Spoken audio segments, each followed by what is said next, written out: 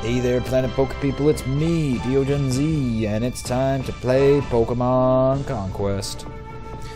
Nixtorm is the next and final kingdom before Nobunaga's kingdom that we have to take on. The last bastion of Nobunaga's army that stands in our way before we have total conquest over Ransei and see the legendary Pokemon. Yeah. I'm excited. Alright, let's bring this guy into battle. Remember him? He had the powerful Tepig back in, not Kenshin, but Shingen's territory. Now he's on our side. So, you've made it this far. Do you know, Mitsuhide? Do you know that my brother is planning... or what my brother is planning to do? One such as myself could never hope to understand Lord Nobunaga, but I can assure you that he has only the best intentions, Lady Oichi. He's your brother. How could you not trust Lord Nobunaga? Maybe I'm a bad sister. I just don't trust him. He used to be so kind, but now... Do you truly believe you can defeat me with such a conflicted heart? Let us take to the battlefield. Well, although Lady Oichi may have a conflicted heart, my heart is pure on its intentions of beating you, buddy. So, Mitsuhide and Nixtorm, the next territory that we will claim. That's not great. I don't love cold areas. I really am not a fan of cold places, which makes you wonder, why would I go to college in Colorado? I like wildlife. I do. I guess I like that more than I hate the cold, so it's a trade-off. I'm afraid I cannot allow you to disturb Lord Nobunaga.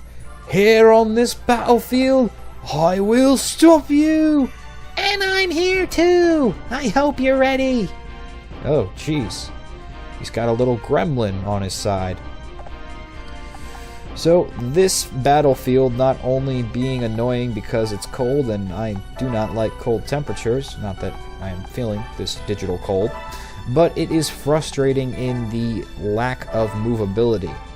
Your movement is disabled every step of the way, and very appropriate for our last battle with Nobunaga's army that it be on one of the most difficult maps of the game.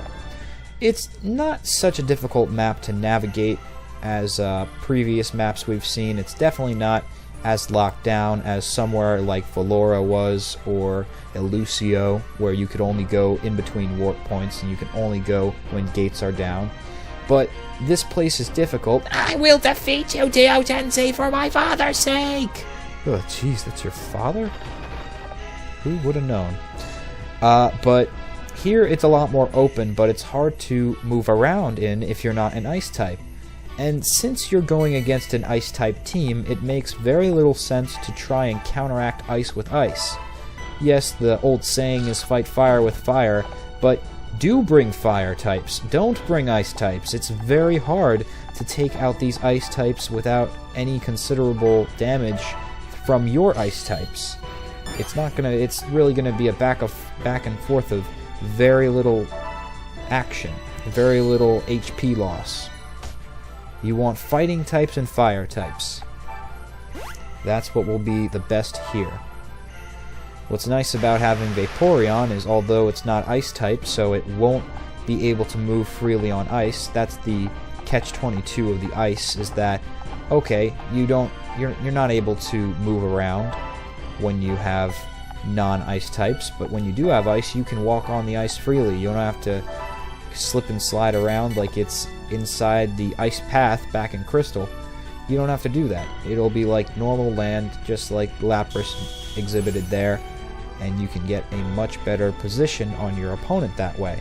But the catch-22 being that if you have an ice type, you're not going to be doing super effective damage like that Girder just did. I think I may have sent him in a tad early, because now he's going to be ganged up on by all those ice types, but we'll see if he can hold on. Maybe that bear tick will miss. Miss! Ah, damn it. Alright, that didn't work. Not to mention, it's frozen, and that rarely ever gets helped within one turn. Big warning about Muna and Musharna, and probably something that I could advise if you have that type of a Pokemon on your team. Since this area bars down your mobility because the snow, once you're standing in it, it resists and limits how many move spaces you could take, and then when you're on the ice with a non-ice type Pokemon, it just makes you slip and slide, making it somewhat uncontrollable of the direction you want to go in all the time. If you have floating Pokemon, though, this is not a problem for them at all. This is what Musharna and Muna get passed on. They are psychic types, but they're floating. And they're an annoying duo in themselves, and you have to be aware of where they are on the map at all times. Right now, Muna is off to the side, so we don't have to worry too much, but as you saw, Musharna's tactic is to do Dream Eater. And once you're asleep, you're not going to wake up in one turn, I can assure you that. And Musharna will certainly come over, sap your health, gain health for itself, because Dream Eater has that effect, and wipe out your team very systematically. It will be happening quicker than you can believe if you allow Muna and Musharna to gang up on you. So if you have your own set of floating Pokemon, then bring them on along if they are advantageous to this match. I would not recommend bringing a Carnivine to this place just because it could float over the ice. Carnivine would not do well here. Most of these Pokemon have Ice-type moves, and then Muna and Musharna combo will knock it out pretty quick as well, because it's not going to wake up after one turn like I mentioned before. You may be able to sneak in a Vine Whip on the Lapras, but as we already saw with a Mighty Blow Warrior Skill Enhanced Girder Smack, it wasn't enough. It was not enough to take a one-hit KO of the Lapras down, so even if you got that one Vine Whip in from Carnivine and you floated successfully across the ice, all that would go to waste within the next turn, because without a doubt they would gang rush you with all the ice type attacks that they have at their disposal. So what I recommend, the strategy that you can use effectively, is make your opponent come to you. You already see what sending your Pokemon helplessly into the fray will do, or not helplessly but carelessly into the fray will do. Girder had a massive strike on Lapras, and that probably will help us in the long run, so I'm glad that he did it, but he will be missed. He is one of our strongest members. Having him on our side with Yoshihiro was a powerful ally, and it really helped us out. Hopefully we can make it through the match without him, but you can see that it works out much better when we stay as a united force on the snowbank with all the fire types and fighting types too. Might as well send the fighting types in as rushing fighting attack. Ah, you gotta be kidding me. Rushing fighting strikes, but if they miss, it's pointless. And it was cool too, because Machoke was even in that position where it looked like, oh man, if you saw that animation or that art running at you with Machoke in its cross-chop form running across the ice, you'd be freaked out. But it's so slippery that it makes him miss. That's the only problem. But you can greet your team, you can greet your opponent's team rather, with those fighters that you have if you want to risk it, if you want to take the Mighty Blow chance. See, it wasn't even working out. Wasn't worth doing. We could have used Machoke on the home front of the snowbank, but now we're going to have to do it all with the fire Pokemon here. If you have a Pokemon that has something of a Fire Spin, or not Fire Spin, but a Flame Burst, or especially a Fire Blast like Emboar has, then that's probably the best tactic to use, because you can remain on the snowbank's edge without stepping on the ice, without losing control of your mobility and wavering into your opponent only to be attacked with an onslaught of ice moves and then maybe put to sleep by Muna and wiped with Musharna. You could stay on the snowbank safely and still gain some ranged attack. It's funny, that little girl of Mitsuhide has a big mouth, but she does nothing the entire match. it's all up to that Muna warrior to do the big main sleep tactic before Musharna can even do anything. It's useless otherwise. So that's why you don't have to worry about it the entire match, but man, I really hope that the rest of Mitsuhide's team gets over to this bank. Otherwise, Embor's gonna have to come over. Blast them! See, if they're just gonna stall, we might as well meet them in the middle. But it is good to get your opponent to come over to you more than you going over there. I don't recommend you trying to send your team over there on the ice to try and meet them at their territory. It's much better to have them come out a bit into the middle more. This way, you can attack them as a united front. Oh, great. Of course, Lapras goes away from my Vaporeon when I was doing so well with the Hydro Pumps. So let's see, if I do this... Oh boy. Well, we'll risk that. See how that works out. Unfortunately, there's no way that I can actually get Embor. Oh, yes there is. When you have a move like Fire Blast and it has a interesting move pattern of hit ratio, it's important to see what angles you can get to take advantage of damaging the most Pokemon possible. Ah, perfect. Lapras flinched, so now we won't even be hit with an Ice Beam. Now we make our move. The United Flame front marches forward. Oh noes! But Muna and Musharna combination has been activated. Damn. Oh, we're on thin ice. That's something interesting about your opponent's side of the field, is that they have thin ice, and I haven't actually activated it yet, but I guess that you can fall through it. And if you fall through it, I don't know exactly where you end up on the map, or if you just bump off to the other side. You might more likely do that than anything else, but damn. We have to wait. I don't even have an item to wake up my Vaporeon. So we are going to... Yes, we're going to take out Embor, maybe barely singe Vaporeon, and also damage that Muna. Now the problem is, Embor is a fighting fire, so now, if that Hypnosis actually comes through, if it doesn't miss, it's going to be devastating. Well, it's a move I'm willing to wage, because now we only have, really, Lapras, which is almost out of HP, and the Muna-Musharna combination, which hopefully Vaporeon can hold on. Yep, okay, so that's what happens. If you're on thin ice, and it breaks, you get pushed back. Oh, come on. You couldn't leave my Embor alone. You know damn well that Musharna is going to go after that instead of Vaporeon. But in the time it takes to attack and absorb all of... Oh, wow. Maybe just 2 attacks it'll take to get rid of him. But hopefully Vaporeon wakes up in that time. Come on, Vaporeon. Wake up. We need your Hydro Pump power. that warrior's like, please, you must wake up, Embor. Hoocha! Flame Crash. I'm not concerned about this Lapras any longer because it's pretty much in the bag with a burn status on it. It's like poison. Eventually, give it enough turns and it'll perish.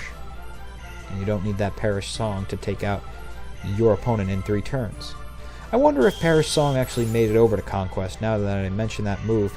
It's a very interesting move now to think of it to have in Conquest. It might not even be here, just because it doesn't really have any precedence in 3 turns.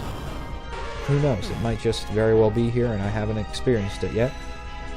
Such an unfortunate turn of event. I don't think it's unfortunate at all, Mitsuhide. I think it's funny. Funny that you're so easy to defeat. And I'm not even going to bother sending the remainder of my team over to Muna and Musharna until at least Vaporeon wakes up. I want Muna to be in a position to where I can just go over and attack it. If I've got to take 1 turn to get over to the landmass. Yes! Vaporeon is back! And he wants vengeance! Now the match is over. That big-mouthed little daughter of Mitsuhide can pout all she wants about how she thinks she's going to win. now that Musharna's been completely disabled. We win! Congrats, everyone! We did it, we did it! We had some sacrifices. The fighters who were here, who went in for the initial strike, will be missed. But we conquered. We conquered Nixtrum. And now it will be ours! Muhahaha! This thing is bulky though, so it's gonna take a couple of attacks. Oh, don't run away from me. Oh, that's interesting. Musharna is not floating. Never mind. I thought it was a floating Pokemon, but it just skated across the ice like all of our Pokemon did too. You're not getting away that easy. Ah, perfect. An extra 3 topper to take out Gracia. Or Gracia. Garcia! Cherry Garcia! Oh, damn. Now I want Ben & Jerry's ice cream. I'd have to say that. Alright, guys. We've claimed Nixtrum. I'm done with fighting on icy terrain. It's time to get some icy cream. Because that's what I'm in the mood for.